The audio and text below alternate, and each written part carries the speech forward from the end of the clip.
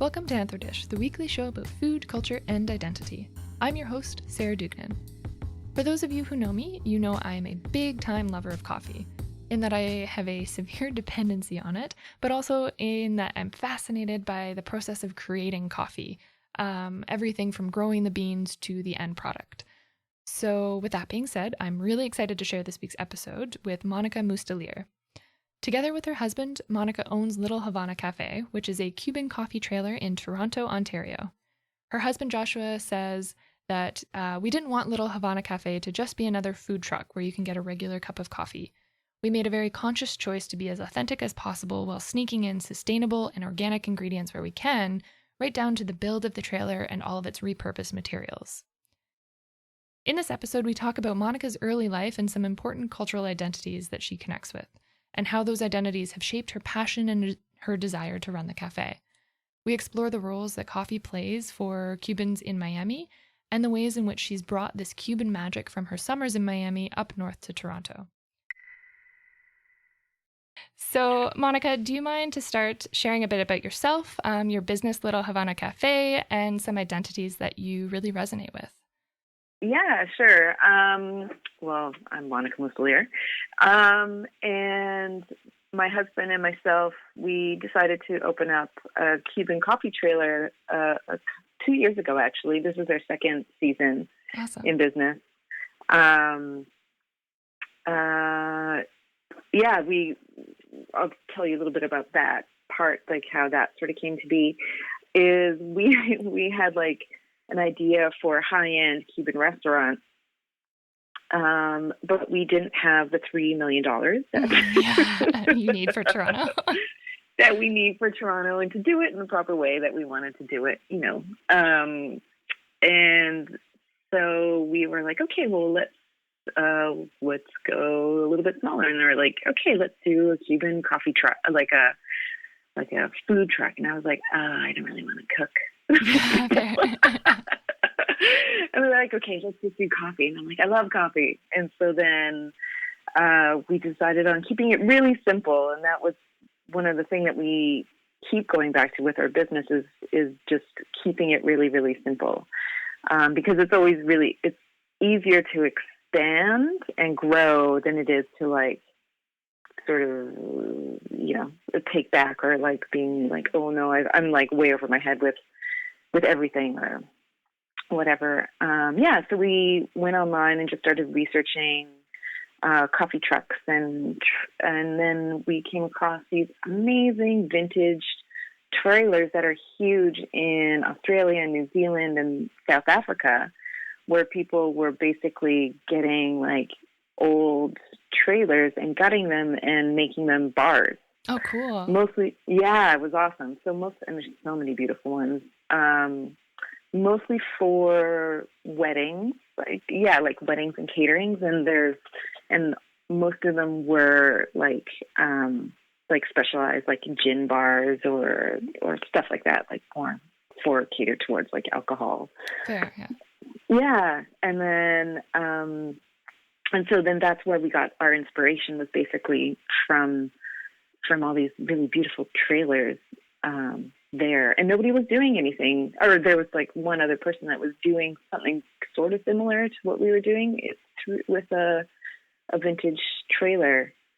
And then we started hunting for a trailer, and we found one in Dundas or something, like far away. Yeah. Yeah. And it was perfect because it was already gutted, so we didn't have to do tons of renos on the inside. We just had to do like a coffee counter and just do all sort of the logistics of the plumbing and stuff like that. Fair. And and paint it, because it was this hideous pylon orange.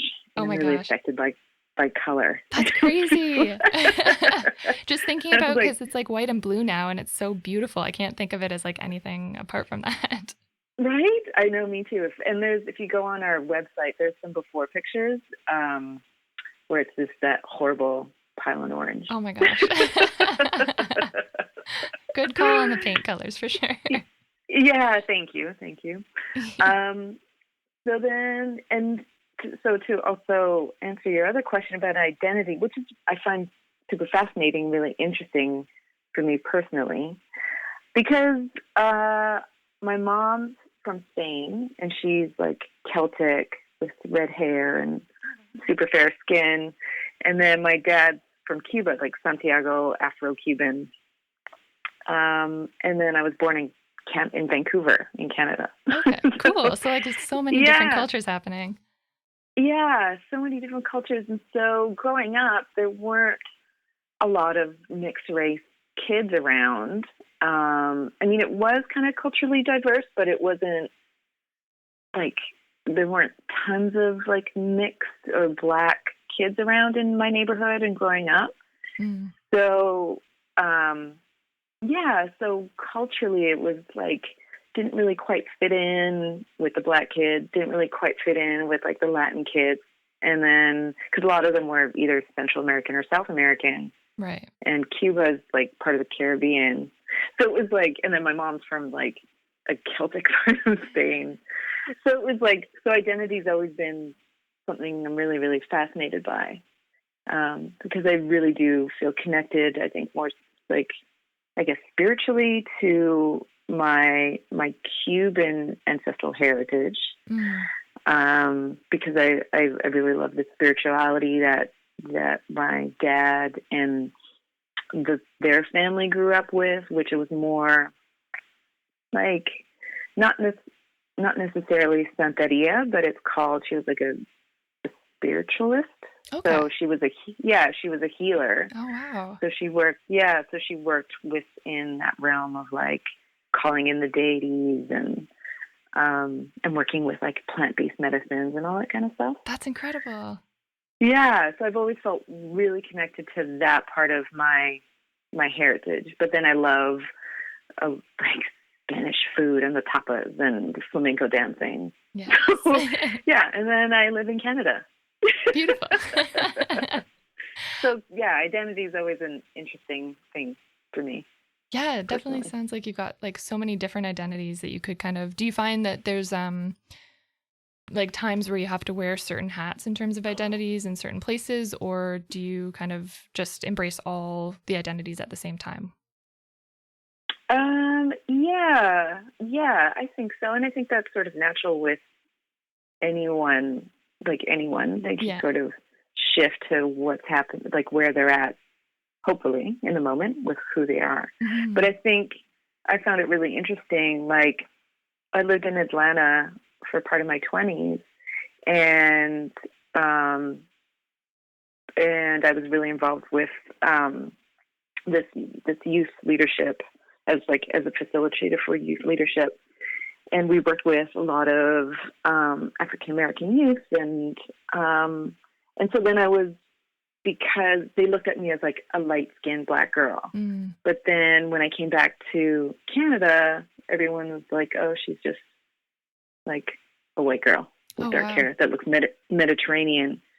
Wow. So being in Atlanta, I was like privy to a lot of conversations that involved race and racism, and a lot of the struggles that people of color faced, especially living in the South. Mm-hmm. And then when I came to Canada, it was almost this like really weird rose-colored glasses where,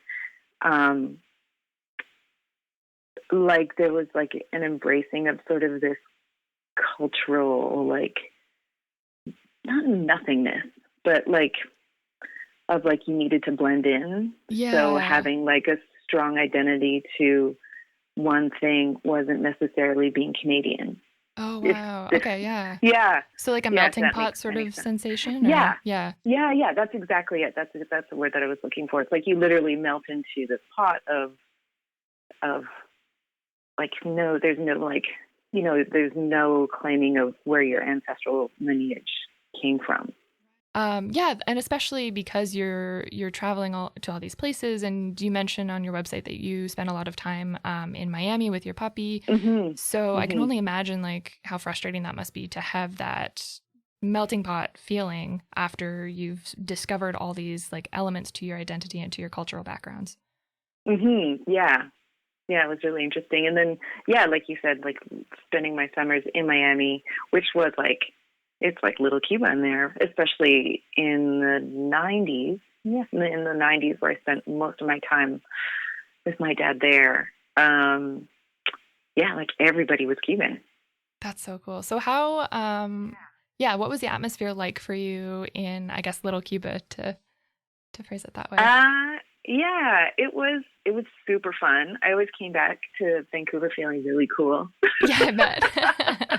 Because I knew like the latest music, like there was like Miami bass, and I had like all this cool gold jewelry and like bamboo earrings. Oh wow, that's so fun. It's pretty funny. But it was always like really passionate in, like, there was always music. There was always like people were talking to each other, your neighbors. You would like, walk down the street. My dad would always like be stopping and chatting with somebody. Yeah, there was like a huge community feel to Miami at that, like in our neighborhood. That's so incredible. That sounds like such a vibrant place to spend your summers and grow up as well. Yeah, totally. Yeah, it was great. So did you find during those experiences or just throughout your life that there were certain influences that really shaped your interest in your heritage and like Cuban foods in particular? Or was it just kind of always there for you? Yeah, it was always kind of there for me. My mom raised me because I spent 10 months out of the year with her, obviously. So my dad, I can't even remember what year, but he passed away when I was 24 from lung cancer. Oh, and that's part of it. And so when he passed, I went through the grieving process, but then, and I think a lot of people in their mid-20s, or maybe earlier or later, but this is sort of in my peer group, in our mid-20s, I really started to search out like who I was and what my background was and what my culture meant. So it was like when I was 27, I went to Cuba for the first time. Wow. Oh my God, it was just a really hilarious story. So I have a half brother that lived in Miami as well. So he kept in touch with everybody, like all of our uncles and aunts.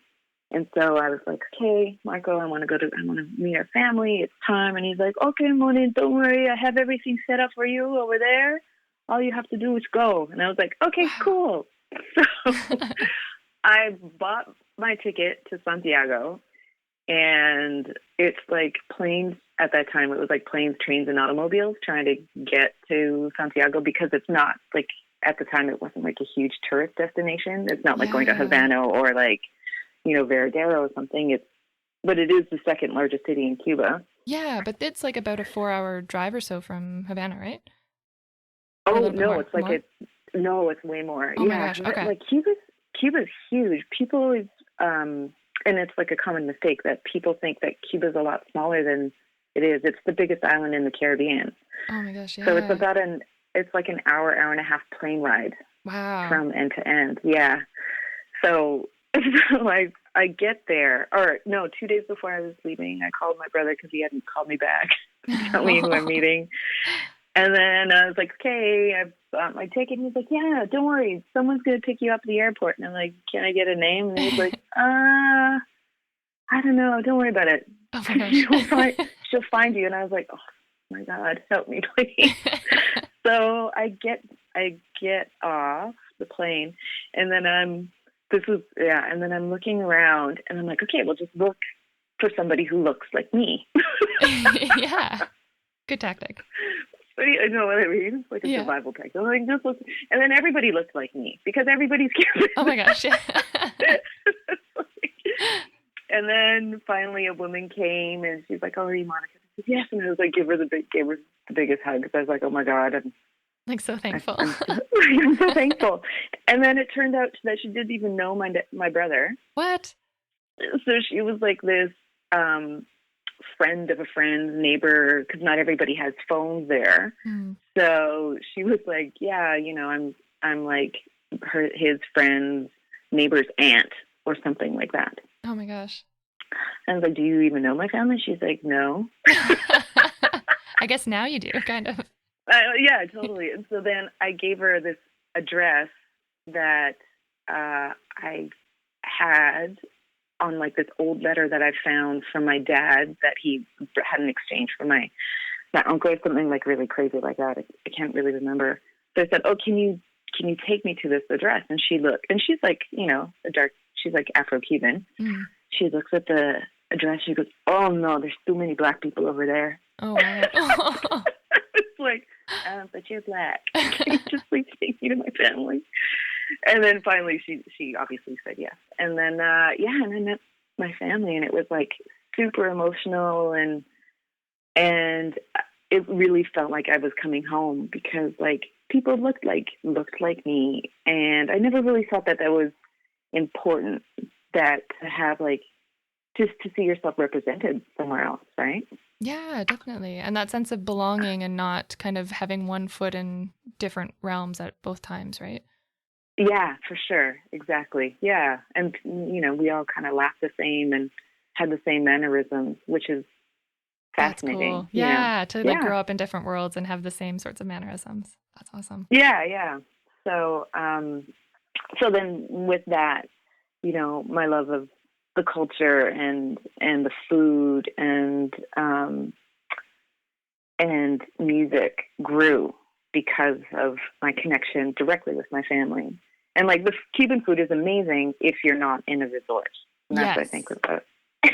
Yes, I feel like that's an important point to highlight. I know, because people are like, oh, Cuban food's terrible. I'm like, well, in the resort it is. Yeah. Yeah, it's where you choose to go. Yeah, it's really terrible. Yeah. Fair. So in terms of Cuban foods and coffee, can you kind of describe the role that coffee plays within like Cuban culture or just Cuban foods in general? Well, more so, I would say like speaking from a point of in like Miami, which is what our business is based off of, is more of like a Miami Cuban style of coffee or experience. Okay. Where in Miami, there's lots of coffee counters where I would go with my dad, like during his break. He was a plumber and a stonemason. Wow. So he'd come and pick me up on like during his lunch or during a break. And we'd like drive to this little tiny counter, and they'd give him a cafecito and these little like tiny plastic cups. They almost look like, you know, those coffee creamers. Yeah. Yeah, like they're kind of like in that style. Okay. And they would just, and people would sit and hang out and just kind of shoot the shit for, you know, their little coffee break. And it was like a sense of community and just like going somewhere to have like a cigarette and your midday cafecito. That's awesome. And then you just go back to work. And there was always music playing, because that's such a huge part of the culture as well. That's so cool. And I feel like that's something that you don't often get, especially in a city like Toronto. You don't have those moments of like community connection on your lunch break.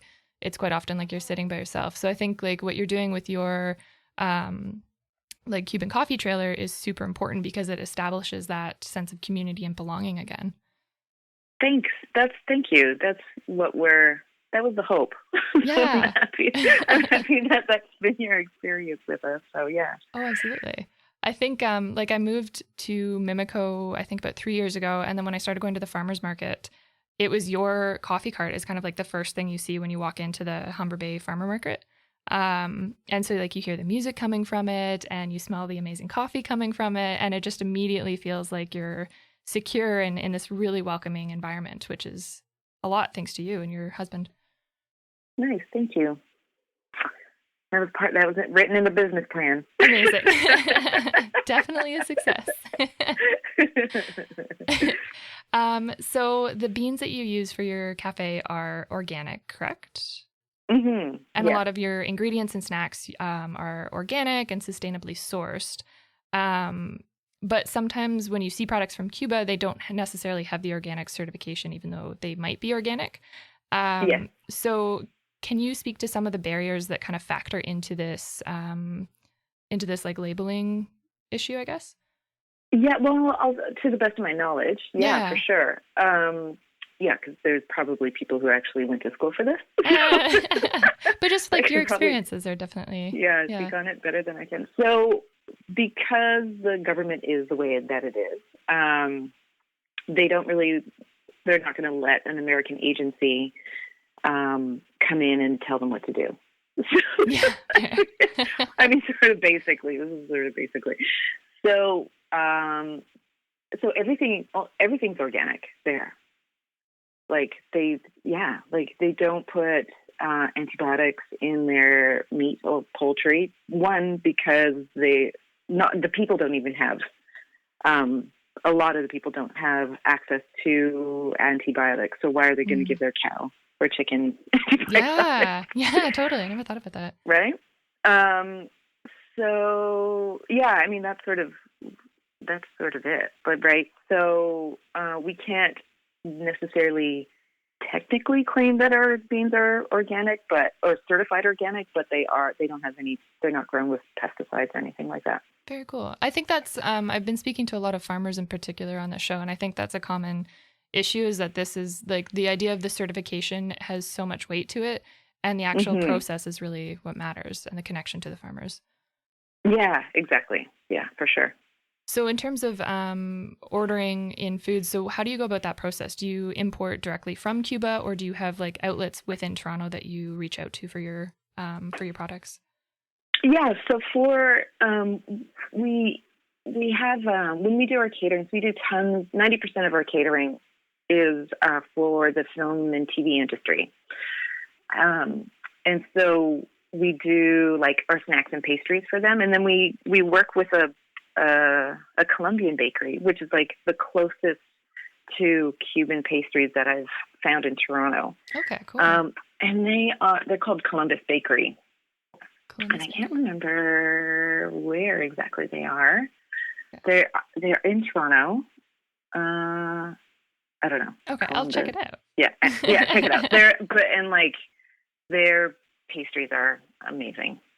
Cool. Yeah, so we usually offer a couple different kinds of pastries. Sometimes we'll have them on our trailer, but then it's hard for us to keep them really, really nice and fresh. Yeah. Because, I don't want to be giving people stale or... No, yeah, and you're already so busy at the... Yeah, right? Yeah. So, there. Yeah. Very cool. So how did you first start to learn how to make coffee or develop an interest in coffee beyond just drinking it in the morning? I guess when we decided to open our business, Josh and I, both of us, he's been working in the restaurant industry forever. And I was working as an actress and writing and creating a lot of my own personal projects. Oh, cool. And so I think both of us just got tired of the lack of control that we had on when we worked, and and how we worked and what we were involved in.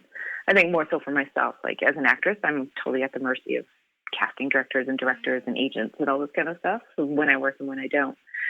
And so, we've always loved coffee. I've always loved going to cafes and sitting down and really enjoying the atmosphere of either just chilling out or, having coffee with a really good friend or working, the environment that coffee creates when people come together and enjoy a cup. Yes, definitely. There's something about sitting down with someone, having a great conversation over a really good cup of coffee. Absolutely. Yeah, it's so special. Yeah, it's interesting. So, when we decided to start our business, we were like, okay, well, let's start experimenting with making our own coffee and see what we can do. I think that's when we decided to do the business. Making our own coffee became something obviously we had to. Yeah. We had to, but it became like, part of something really exciting, an exciting part of our research Yeah. in developing our recipes. Yeah. Okay, so one thing I wanted to ask you, because my partner and I love your coffee so much, but he said he feels like when he drinks it, there's almost like a clean buzz that he gets, where with other coffees, it's like more of like an anxious jitteriness. Right. Can you speak to that at all? Is that like a common thing that you hear? Or no. It is actually, which is so funny because I totally agree with him. Yeah, I totally agree with him. I don't know. Maybe it's just all the love and sugar that we put in. Yeah, I like that. There's like some magic in there for sure. I think there's just some Cuban magic in it. I don't know what it is, but it's Cuban magic. You can tell your partner that. It's just Cuban magic. I love that. That's the best. Very cool. So you populate your summer schedule a lot with farmers markets in and around Toronto. But what do you do in like the winter and the fall months when farmers markets start to wind down? What were some of the ways that you continue your business? Well, this year we've decided to build a coffee cart so we can move indoors, because with our trailer, it's not winterized. Right. And the espresso machine can't be out in like below zero, or else the pipes freeze. Oh, yeah. Yeah. Which, of that's course, important. I didn't really. Yeah, of course, you wouldn't think of that until you're in a really cold trailer. Totally. Like, this sucks. So this year we've hooked up with really good friends of ours that are furniture designers. They're called the Brothers Dressler. Okay. And they're helping us design and build our coffee cart. Ooh. So we're going to do like small party, big vibe. Oh my gosh, amazing. Yeah. So that's hopefully will be done by November-ish, because our trailer, we usually close the trailer. I think it's all weather depending, but last year we closed it like end of October. So I think this fall and winter we're just going to be doing mostly film and TV catering, which we've developed like a really great relationship with a handful of amazing productions that are happening now. Yeah, it seems like you're killing it with that too. Like, how did you connect with that idea? Because that's such a special and like really smart idea to bring fantastic coffee to actors and producers that need that. Yeah, and keep them awake. Yes. Perform. Like I said earlier, I've been an actress for like 15, 17 years. And then also Joshua's been in a commercial part of the acting for a really long time as well. Nice. And so that was just a part of the thought, right? We're like, well, whenever I've been on set, there's been lots of catering. And I thought, well, why not do coffee? Yeah. Coffee's a part of there's always really crappy coffee at the craft truck. Oh my gosh, yeah, I can imagine.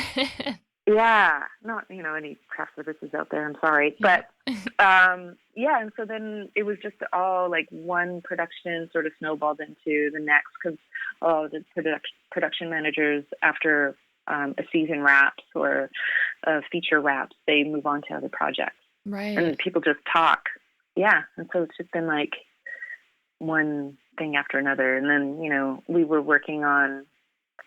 worked with Handmaid's Tale a bunch of times. Wow. I know. That's I love so it. cool. And it's so great. And Elizabeth Moss came out, and then she took a picture with us and posted it on her Instagram. Oh my gosh. And then from that, productions were calling us. Yeah. Oh my gosh, that's crazy. Yeah, you would have just blossomed after that. Wow. Yeah. That's she's so great. Yeah, she's like super, super lovely. I was like, why? You're so happy. Your character is so intense. Yeah, right? Like, this isn't Offred. What's happening? I know. I'm like, you should be sad. Yeah, exactly. And angry right now. Was she in like the cloak too when this happened, or was it like normal street clothes? No. Yeah, it was just, she was in wardrobe, but it wasn't she wasn't in the red dress. Fair. Yeah. Would have been an interesting contrast. Yeah. No, she's really lovely. Very cool. So what are some future goals? I mean, you mentioned the like the coffee cart pop-up and stuff like that. Do you have any other like future desires within coffee and food and or film or anything like that? I think, as always, it's always, for us, it's really important to grow and then move in, really good, in a great direction. Mm. So we want to continue working with the film and TV production because we love it and we love the vibe and we love just filmmaking in general. Mm-hmm. So we want to support that and have that aspect of our business continue to grow. And I think eventually, we're not sure, probably within the next couple of years, we want to do a lunch counter. Oh, nice. Yeah, so it's just going to be like Cuban sandwiches and coffee. Just again, like super simple. Yeah, Cuban sandwiches and coffee. Amazing. And just a little tiny counter. Yeah. I love that. But again, it's like the simplicity kind of speaks to that nostalgia that you have for simpler, not necessarily simpler times, but that sense of community Mm-hmm. and that belonging that, pre-internet and pre-crazy hectic Toronto schedules. Yeah, exactly. Yeah, exactly. Where you can take a bit of time out. Yeah. And just like enjoy a cup of coffee. Because I've been listening to just a lot of people and then like certain podcasts and stuff like this. One podcast in particular, this woman was talking about how busy she was.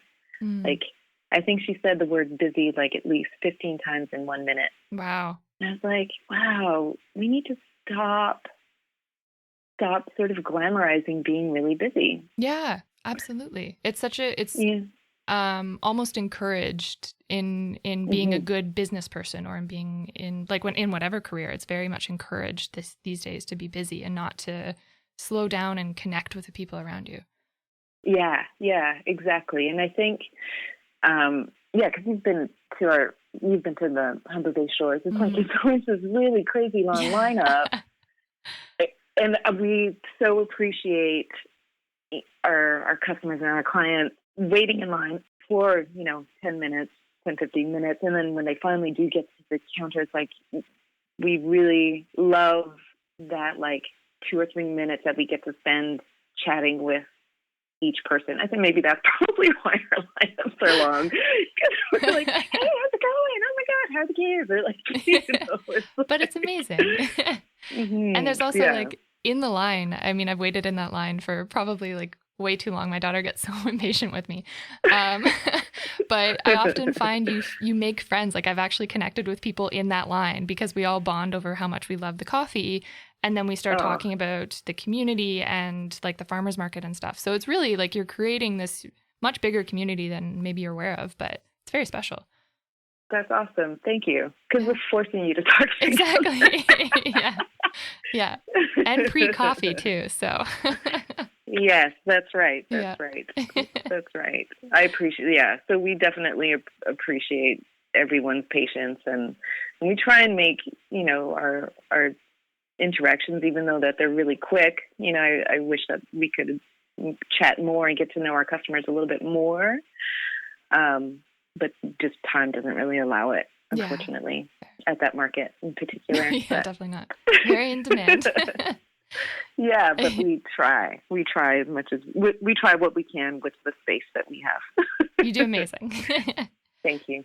Thank you. So we're going to wind down a little bit. But before we go, I wanted to ask first if you have any resources, so like films or books or music or events or things like that, that you'd recommend if people want to learn more about Cuban culture or Cuban coffee or things like that. There's this great dance company that's in the Junction. They're called Afro-Latino Dance Company. Oh, okay. Yeah. Yeah. And they have events and dance classes and shows, and they also have a blog where they post, what they're doing, and like their classes, their instructors. I've taken a few dance classes with them, and their instructors are great. Awesome. They're a really great resource. There's also a Facebook page that's called Cuba in Toronto. Okay. Yeah, Cuba in Toronto, and they also post a lot of stuff about music and classes, and different events that are happening. And then Lula Lounge. Yeah, Lula Lounge. I think it's on Dundas somewhere, or Davenport. Yeah, Dundas in Toronto. Yeah, it's just like a great salsa club. If you want to sometimes I'll have my birthday party there. But you can have dinner and dancing, and then on Sundays they've got like a lunch dance. Oh wow, that's fun. Party there. Yeah, so we'll take our daughter there and have lunch and dance. Amazing. Perfect lunch. Oh, I love that. Cool. Well, thank you for sharing those. Yeah, no problem. So where can listeners find you online if they want to learn more about Little Havana Café or figure out where to come find you and try some of your amazing coffee? Yeah, our website is littlehavanacafe.ca. And the best place to go for sort of the latest and greatest news, we do have an event calendar on the website, but then sometimes I forget to update it. That's fair. Websites are tricky sometimes to remember. I know, it's like just to have the time to sit down and update our website. So the best way to connect with us is on Instagram, and the handle is Little Havana Cafe. Perfect. And our Facebook page is also Little Havana Cafe. I try and make everything really simple. Yeah, fair. more so for my own stream of thought. Oh my gosh, I bet. Got lots to balance. Yeah. Amazing. Well, thank you so much, Monica, for coming on Anthro Dish. I really appreciate getting to talk to you about this. Yeah, no problem. Thanks for having me.